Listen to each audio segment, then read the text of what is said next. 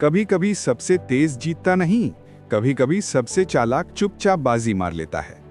एक सुंदर शांत जंगल में एक चालाक कौवा रहता था, जिसका नाम था कालू। उसी जंगल में एक घमंडी गौरैया रहती थी, जिसका नाम था चीकू। चीकू छोटी थी लेकिन बहुत तेज। वो हर दिन पंख फड़फड़ा कर चिल्लाती, मैं जंगल की सबसे तेज चिड़िया हूँ, मुझे कोई नहीं हरा सकता। बाकी चिड़ियां उसे अनदेखा कर देती, लेकिन कालू हमेशा शांत रहता। कालू तेज नहीं था, लेकिन उसके पास कुछ और था, एक तेज दिमाग। एक दिन चीकू ने फिर मजाक उड़ाया, अरे धीमे कौवे, पकड़ कर दिखाओ मुझे। चीकू इधर उधर उड़कर अपनी स्पीड दिखाती रही, लेकिन कालू बस मुस्कुराता रहा। वो जानता था, घमंड हमेशा बुद्धि के आगे हारता है। एक दिन जंगल के जानवरों ने एक प्रतियोगिता रखी। 5 मिनट में जितने ज्यादा दाने इकट्ठे कर सकते हो करो। जिसके सबसे ज्यादा दाने होंगे वही विजेता बनेगा। चीकू छाती फुलाकर बोली, ये तो मेरे लिए खेल है, मैं ही जीतूंगी। फिर कालू की ओर देखकर हंसी, तुम मुझसे मुकाबला असंभव। कालू चुपचाप तैयार खड़ा रहा। टाइमर शुरू हुआ। चीकू रॉकेट की तरह उड़ गई। वो यहां गई, वो वहां गई, हर जगह गई, तेज लेकिन लापरवाह। कालू धीरे उड़ रहा था, लेकिन ध्यान से आसपास देख रहा था, और तभी उसे कुछ दिखा। एक पुराने कुएं के पास किसान की एक पूरी बोरी दानों की गिर गई थी।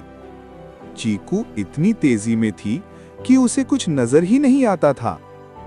कालू धीरे से उतरा, चोंच से बोरी फाड़ी और दाने हर जगह फैल गए। वो शांति से दाने जमा करने लगा। चीकू ऊपर से देख रही थी और हंस रही थी। देखो कालू को, ना स्पीड ना ताकत। लेकिन जितना वो हंसी, उतनी ही उसकी सांसें फूलने लगी। उसके पंख भारी होने लगे। वो थककर एक पेड़ पर बैठ गई। उसे लगा कि उसने काफी दाने इकट्ठे कर लिए होंगे, लेकिन वो पूरी तरह गलत थी। दूसरी तरफ कालू आराम से लगातार काम करता रहा। 5 मिनट पूरे हुए, सभी जानवर इकट्ठे हुए। चीकू ने घमंड से कहा, तैयार हो जाओ, ट्रॉफी मेरी है। लेकिन जब बुद्धिमान कबूतर ने दोनों के ढेर देखे, सब हैरान रह गए। कालू का दानों का ढेर चीकू से 4 गुना बड़ा था। चीकू की आंखें फैल गईं। ये कैसे हो सकता है? मैं तो इतनी तेज उड़ी थी।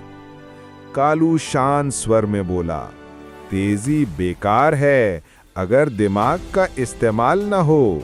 घमंड हमेशा हारता है।